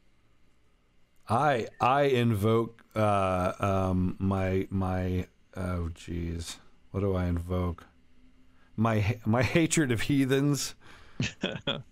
That's not a bad. No, damn, no, I'm sorry, no, but it's against Saxons, so that's not it. I don't. I'm not gonna. I don't think I've got any. So I think you could use that, Beardsley. And here's why I think that. I think you could use it because Sir Frederick the Red was killed by Saxons. And so maybe your hatred for them removing the champion that guarded this area. I wouldn't be here if they hadn't killed that guy. Yeah, it's their fault. I don't know. You can make that mutton work. and drinking beer. I'm gonna go with homage, right? For my, I have to toughen out and carry this through. This beast has to die. It's all real. It's all true, and this is our moment for glory. So, an homage to my liege. I'm gonna do it. What is a valor roll? How does that work? Remind me for the your passion roll. You're gonna make your passion roll. Okay, so let's do that. So I rolled a 13 out of 15.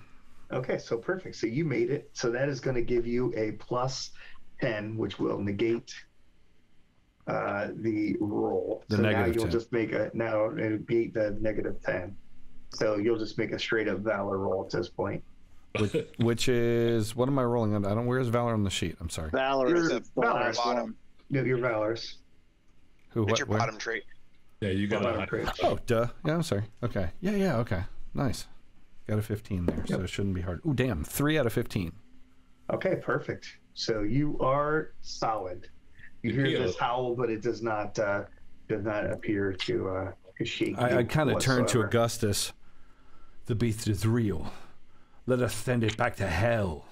And Augustus, did you are you invoking a passion of any sort, or are you just straight out rolling? Yeah, I think like I a baller? will.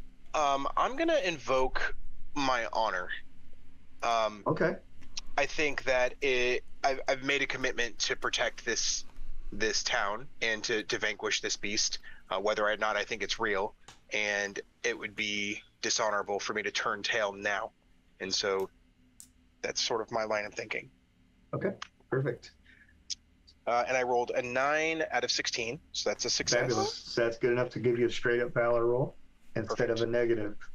I like that Byron's trying to get people to be crazy. Going in. Yeah.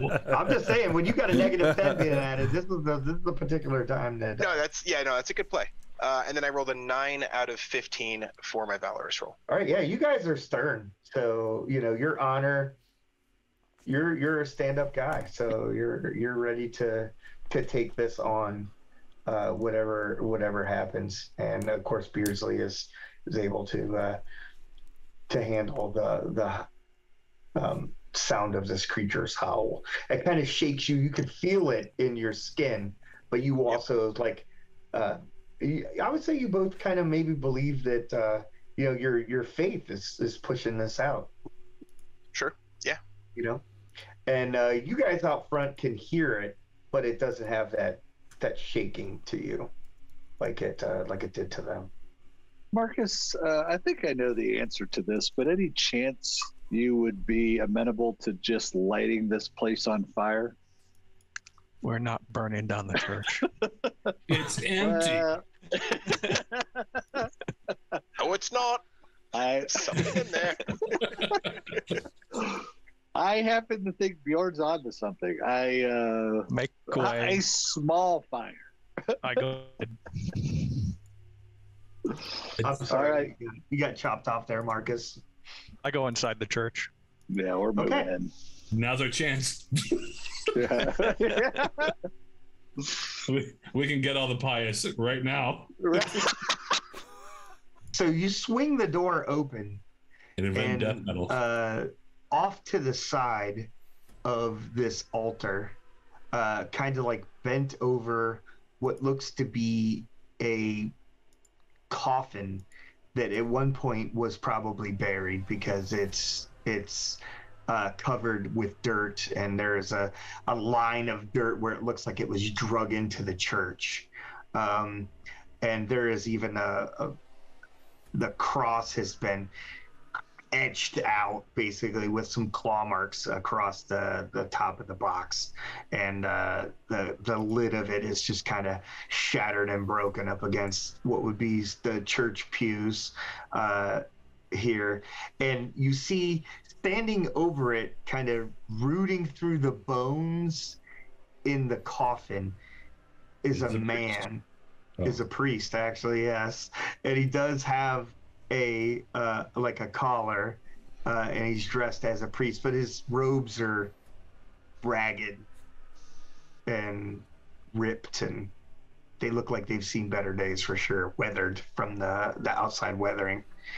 And he says, "Who is this that interrupts my supplication?" Foul beast. Face God's justice. I nudge Bjorn and I say, I don't think you need to poke this guy. I think he needs the axe. I lean over to Marcus and I go, "Well, what's a supplication?" Was it us? I don't reckon I like the sound of supplication. Yeah, right. I pay 2 extra gold to get supplicated. Those would be lira, but not gold, but nonetheless. Ooh. Yep. Not after Brexit. We did, we changed back. It's fine. Yeah. All right. So after Brexit, that just hit me what you said. But yeah. So right as you guys are entering the front of the church, and you would hear Marcus yell out from the rear of the church, basically, to this man standing here, this priest. And Augustus and Beardsley, are you entering through the back door of the church? Yeah, this isn't the first or second time I've entered through the rear this game itself. Yeah, I think especially as we hear, I'm sure Marcus wasn't Face God's justice. He was like, Oh yeah, no, he's So yeah, you hear it. You we hear it break through down that door. We'll just go straight through it. Yeah. So the door is, of course, in disrepair, so it's pretty easy to break down, and so forth. He would still do it with great gusto.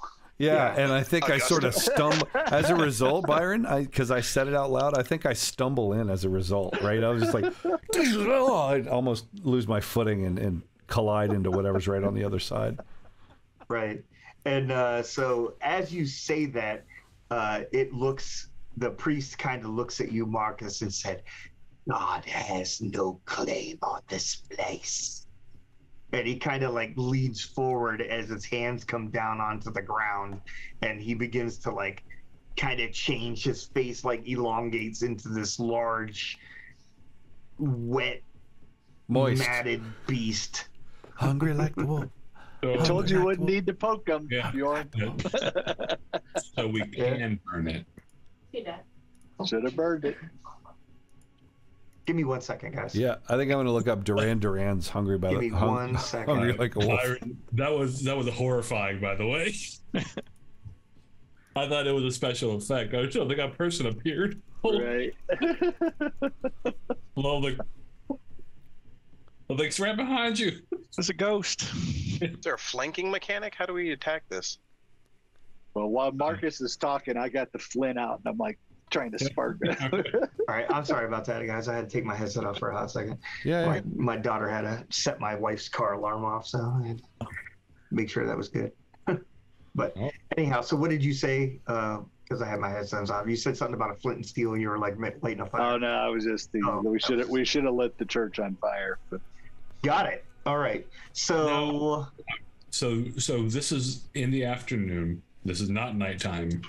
We are in this church area. It's wet. It's run yeah, down. it's probably like 3 or 4 in the afternoon now. All right. Would you say it's wet or very, very, very dry? Oh, it's damp.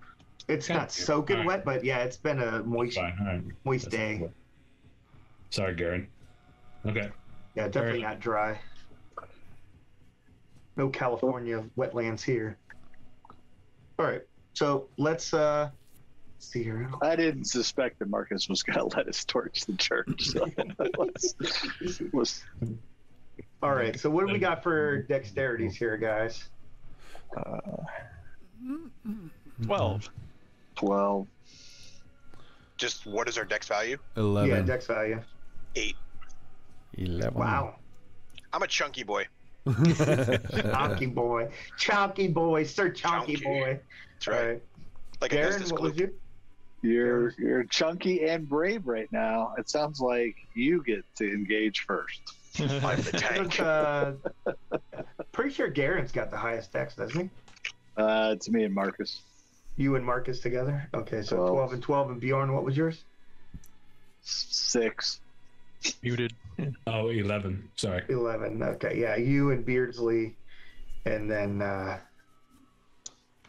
good old Augustus.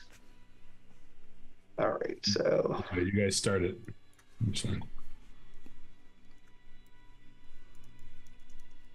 all right, perfect. So Garen, you are pretty quick, but this he leaps at Marcus pretty much right off the bat.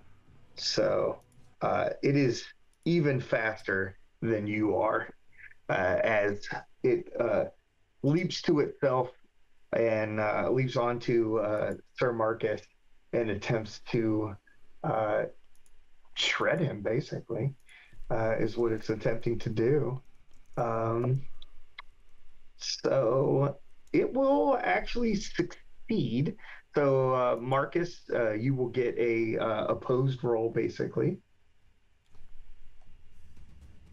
Got a 4 against what am I rolling here? 4. Yep. So you're rolling against your sword, I'm assuming is what you're probably using. 4 on 16. 4 out of 16. So so he succeeds, but at a higher number than you. So you manage to knock the blow away a bit as it bites into you, but the pommel of your sword is kind of at its mouth. and keeping it back a little bit. So it does no damage to you as you guys kind of stalemate between the two of you. But you definitely are pushed back a little bit. Darren and Marcus? St. George, guide my hand and help me send you back to hell. Nice. Are you invoking your love of God as a passion roll? All right. Is that which one is that? That would be not. Yeah, it's you not don't one. have one. Yeah, it's not one. So no, you're not invoking that. Okay. I mean, you could do honor, Lord, You could honor. Heavenly. You Okay. you can add that It's as you kind go of in through a weird improvement. way hospitality. You're Yeah, you're well, welcome. I'm the bearer of Yeah, a this relic is of St. George. God's I have church. the honor to purge this evil from this church. So that was a 16 on the 18 on honor. Ooh, Nice. close. And Close, yeah, sword, a 13 out of, and I guess 13 out of 26 Right. then. Yeah. So apparently your prayer is enough to strike it quite good. So roll some damage. Yeah. What's the sword? So 46. swords for Sir Augustus, for Mike. So swords always don't they do 5d6? I think it is. Okay. The book said. Yeah, 5d6 for the sword. So even if your damage itself is less than that, that does 5d6. 23. 23. Okay, it slices into it and cuts deep. You feel it actually hit like cartilage and bone as you're chopping into it. And as you pull your sword back, you see its wound kind of melds back together. And it does not fall from your blow. That's a Aaron. shame. So, when you get to damage, do you get any outside of a crit? Is there any advantage to any roll that's underneath the number you need to hit? Yeah, because so it gets to, if it fails, then you will do like extra damage to it if he fails his defensive roll. So Okay. So what I'm getting at is my sword's 17 and my honor's 17. So I could invoke honor, and if I make that, it's 27. It's going to be an automatic hit. But does that help me in any way against their counter roll, or do they even get a counter roll? yeah, so you would so what it would do is your skill would be 26, and then it would get a counter roll, but it matters whether or not it succeeds on its own. So if it rolled a critical, it would block your blow, but unless it rolls a critical, it's not going to block it. And if you roll a 20 or above, basically, then that's going to be a crit. Okay. It's not clear to me that I need to invoke honor, but I will because it feels appropriate. Marcus is under attack, and I'll go with that. So I got a 1 on a 17. Ooh. Nice. I don't know. That's a solid roll, but not a critical, because it's not equal to the number that All you right. need. So 17 would now- be, so anything so- above 17 would be, or anything 17 and above would be a crit. So that makes my sword 27. I roll a 4. Okay, yep. So that's solid. So, and he failed his roll, so you will actually be able to do an extra 2 dice of damage to him as you invoke your So honor. a sword's 5d6. So now I'm going to do 7d6. Correct. That's so many D6. That's Mhm. almost a fireball. That's amazing.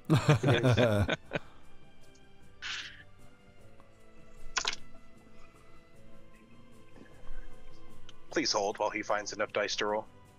No, right? Please hold. 20, 2 points, 22. 22. All right, yeah. So again, you slice into it, and it seems to heal from your blow. Shit. Like completely heal, or just like It looks like it's mostly healed from your blow. all So, right, well, Bjorn.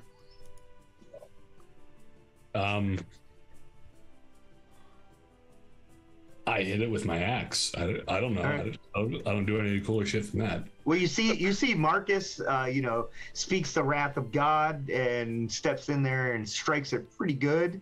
And Sir Garen, invokes his honor and strikes, to the side to kind of defend Marcus a bit.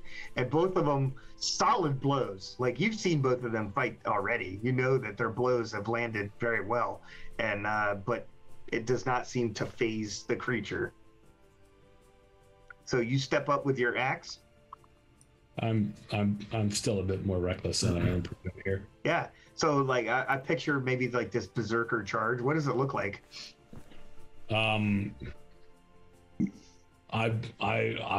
bellow loudly and I just rip my axe off my shoulder, and I just go shouldering between the two, trying to get to the center mass of this thing, and maybe scream something about Valhalla. Yeah, sure, I'll do the whole we'll just say it's a bad Max thing. I mean, Yeah. just be like, I'm awaited, and just Right? spray my mouth or something. Shiny and chrome. Yeah. Shiny and chrome. I like it. I like it. Go for it. No. So I do that. What's my fucking roll?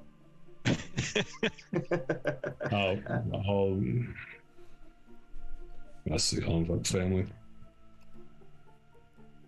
13, okay, 13 out of 15, so I invoked family thing. Yeah, Thor, we'll do the low there, do I see my father? Low there, do I see my brother? So you That's a 13th player, so. You swing this giant overhand chop with your axe. Wait, am I supposed to roll? So, I'm sorry. He invoked family. I invoked family. Oh, okay. And what do I do for the sword thing? I have so Go to your axe score. Yeah, so your axe Plus score. 10. Yeah, so Plus 10. the 16 plus 10. Okay, 26. I got an 18, so. Okay, so what was your stat? 26.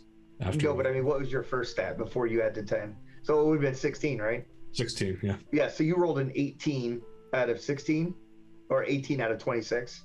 18 out of 26, yeah. Yeah, so that's a critical because it's 16 and above, and since your number is above 20 now, that counts as critical. So it actually got a critical also. So it actually, so as you chop down into it, it like hits bone and so forth. Go ahead and roll your damage. You won't get the extra 2d6 though due to its critical. Okay, so I have a question. Yeah. The axe's damage is the same as the sword, so it's So it's gonna be 5d6. 5d6. Why is my stat damage, my attribute, 66? If I don't use my axe and I punch him, I hit harder. So go ahead. No, go ahead and up that to 66. Because I'll fucking do it. No, if your stat damage is higher, then it does up your damage for your axe. So Because your strength and size that's the were high enough. baseline. Yeah, that's the baseline thing. So your strength and stuff is high enough. So Just take the higher of the two, it looks like. 4. Mhm.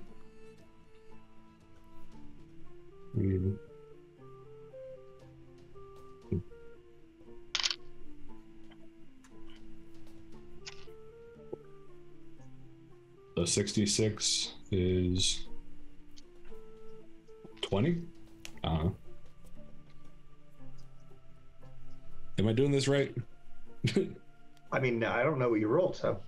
Oh. Yeah. You just I can't steal the numbers. I'm assuming you can add, but That's the problem right there. Yeah, you assume poorly because I did it wrong. So. I get it. Like when Tim was trying to figure out how big it was based off the handprint, I was just picturing like this Monty Python. Who are you? This way. It's 21. 21. Yeah, you hack into this thing. Its skull seems to like slightly split a little bit, but the axe is kind of bent a little bit by the fact that it hits its head, and it cuts into it. It bleeds like a black blood, kind of shatters, like comes back as you pull the axe out of its head. It splatters on your face and kind of drips down into your beard. And unfortunately, it seems like it heals itself again. My awareness is not very high, so we'll just keep doing this.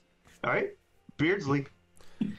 You and Augustus are coming from behind as this thing is. You see Marcus, Garen, and also Bjorn actively fighting this thing. Okay. So, do we see the landed blows and it just recovers instantly? Do we have that sense? Okay. You see it recovering. So, can I make an awareness check? And if I'm successful, I'll ask you a question that require more intellect than most knights have. Yeah, I mean, so your intellect is based off of you yourself. All right. Look, 2. Anyway, yeah. Out of 10. So. Okay. It's bewitched. Fuck. All right, don't say, good God, Augustus, the boy's sword. I go running out the door because it occurs to me in this moment. He lied. That's what's been eating at me. He lied to Augustus of where he got that uncharacteristically nice sword. He got it here. And that's the key. I got to get that to Sir Garen. Well, he's with Marcus. He's standing. Right He's behind behind Oh, us. shit! I thought he was still hiding behind the. We're all standing here. Oh, all right. Yeah. So It's behind Marcus. Beardsley left. what, I point in that moment. Then I'm sorry, I misunderstood what's You going on. see him on the other side of the creature. I'm going to charge over there, and it's going to look like I'm just coming in to go attack the creature because I've got my sword out and all, but I'm not. I'm going to fucking tackle that dude. Like, straight up, Terry Tate office linebacker tackle this dude. All right, yeah. So Beardsley takes down Gilbert. And then, if I have enough time just to say something, is, where did you get that blade? Tell the truth now or die! He's like, I got it in the graveyard. I grab the blade, and if I'm gonna, Sir Garen! It's just like the shovel. Yeah, exactly. All right.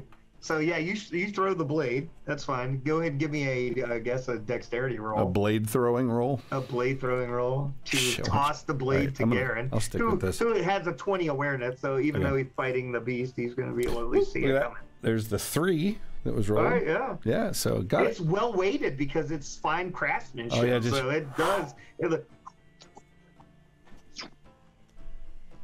It'd be funny if it went way over his head and just. Out the window. Perfect. All right, Augustus. He's a little taken aback at what just happened, but he brings his focus back to the fight and has recognized an opportunity to sort of draw the attention of the beast towards him so that Garen has the best opportunity to attack this creature potentially from behind. And he yells, Father, I'm sorry for this, but it'll be over shortly. And he goes to attack with his sword. Nice. Okay, so I guess first question, I just invoked a passion on my previous roll. How frequently can you do that? So that is good for you invoke that, and that's completely fine. You can still keep that going at this point. So I can do it again? Mm-hmm. Yep, it's good for the remainder of the scene. Oh, wow. Okay. I didn't know that. So that gives you plus 10 the whole time. Yeah, it'll stick with you for the remainder of the scene. Oh, yeah. Shit, just Nice. assume that I do that every time. As long as you're still doing relatively, you know what I mean, the same stuff.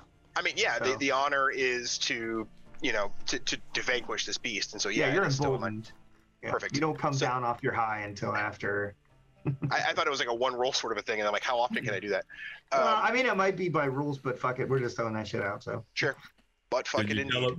Did you tell him what the cost of failing that roll is? Oh yeah, your knight can go insane. Yeah, just so we're clear, there's a cost. Oh, that's it's not fun. like, oh well, I didn't get it. It's like, no, that would suck. Yeah, it can suck. Yeah, we're not walking around going nuts. Good. So standard passion roll, a failure, you're disheartened. You immediately lose 1 point in that relevant passion. And if you fumble, then you become maddened and insane, and you can literally basically you start crying and stuff, fall on the ground weeping, and shit like that. That'd be so great in the moment. Yeah, and then there's ways that you can snap out of it, or if your character kind of doesn't make its way out of that, your character could just go off and be like dead and hang himself in the forest or whatever. We realize that a good smacking from Bjorn won't take care. I was going to say, yeah, you have permission to hit me as hard as you can. Okay, so then to attack, do I make a sword attack, a sword roll, right? Not a combat or not a battle. Correct. Unless battle is like tactics. Got it. Okay.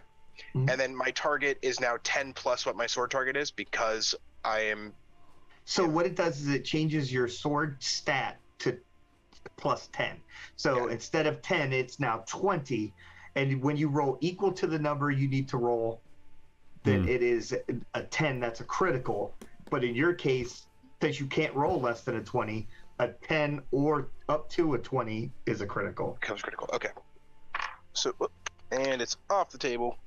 And I rolled a 19 out of 26. Woo-hoo! Wham! So yeah, you're gonna hit it. Invoking your passion. And so give me some damage roll. Do you is your stat more than your sword roll? No, it would be 5d6. So I get a +2 though for a crit, unless he did a critical counter or block, right? Okay. Yeah. He does actually roll a crit. Holy shit! I shouldn't have said it. I shouldn't have said it. That's on me. He does actually roll a crit. So yeah, he will hit your attack but yours was higher than his, so you still beat his number, so you still do damage, but it's okay, cool. Yeah, he sees what's happening. He sees the attacks going in. He's not in any way under the impression that he's going to kill this beast. His idea is to sort of draw it out. So he makes this call to the father that has just turned into this creature and says, I'm basically going to put you down. I'll get you out of this misery. And he brings his sword up and he hacks down for 21 damage. 21 damage. Yeah. So you hack into this thing from behind, and it does do a substantial amount of damage to it. You could feel it kind of reverberate off its vertebrae as it hacks into the flank of this beast. And as you withdraw your sword from the blow, you see that it mostly heals back. Do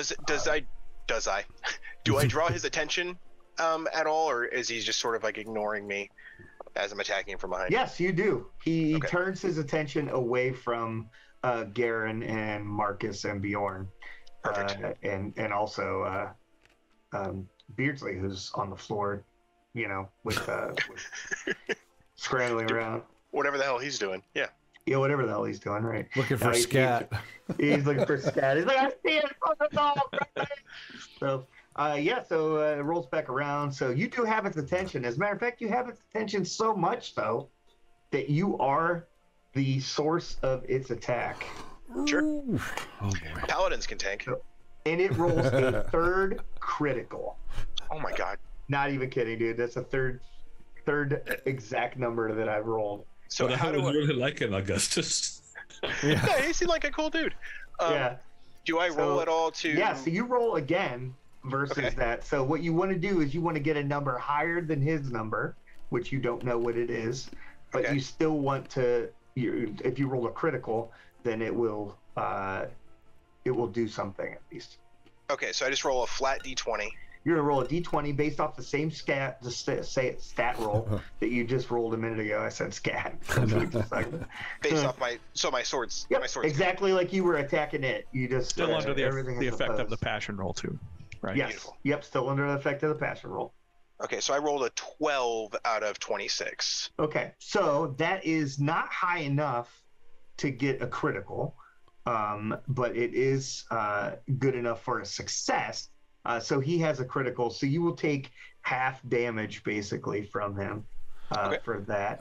And so you are going to take 9 points of damage as it bites into your shoulder. And you feel its teeth crunch. And being that you're a blacksmith and you made your own armor, you see its teeth sink straight through the chainmail that you're wearing like it's cloth, as it bites into your shoulder, doing the 9 points of damage, ignoring your armor at completely. Yeah. So normally your armor would stop 10, and so it doesn't stop it. It just bites right through into you. Yep. So for a brief moment, Augustus is more concerned about the fact that he worked really fucking hard on this armor and he just crushed it.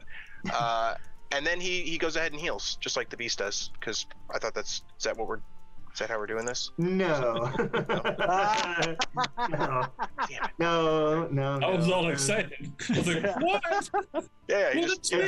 As a matter of fact, it's a Tuesday afternoon. Damn it. Yay, thanks. Sorry about that. Oh, you're all right. Your nameplate was covering up your mouth. It was freaking me the fuck out. Sorry. I'm just sitting like exactly this. where Like, I normally sit. Oh, I might be further back. I might be further back from the table because I'm GMing. Yeah.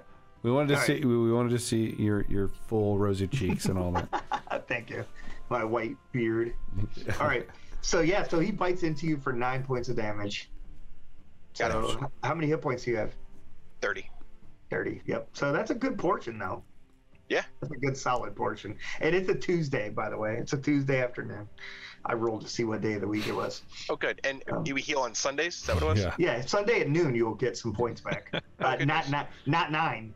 We really need to start doing this later in the week or something. Right. You're right.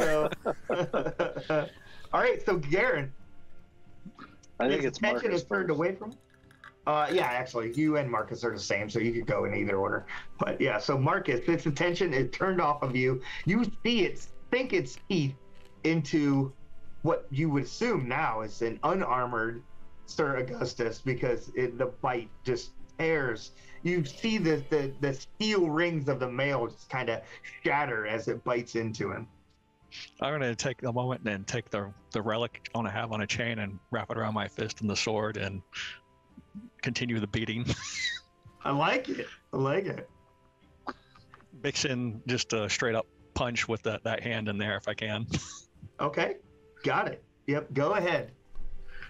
We're in trouble with animal abuse on our stream.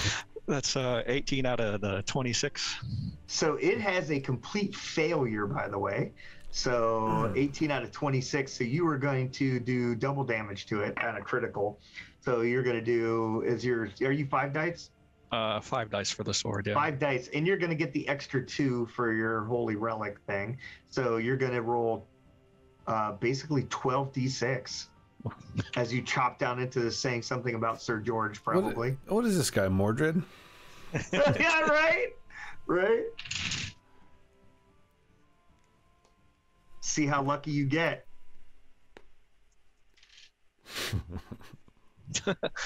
48. Oh, yeah, he's Mordred. And so yeah. So what does it look like? What does it look like as this thing seems to like split wide open from your assault? Just roaring and just beating it and stabbing it. I'm said, go back to hell. So, I love it because you're not like chopping through it once. You're just like the end of like a horror movie or something. That's awesome. Yeah. And so as you're beating on it and so forth, you see its face kind of turns back into the man, and its jaws just hung to the side as it's dislocated by your furied blows, and it's like its chest is just gashed open from its throat, which is bleeding like this black blood all the way down to its groin area as you've chopped this thing open. And you can swear that as you recover from this blow, you can hear the church bells ringing. And that's where we're going to end the stream for today. Wow. Ooh, what the hell? Good night, guys.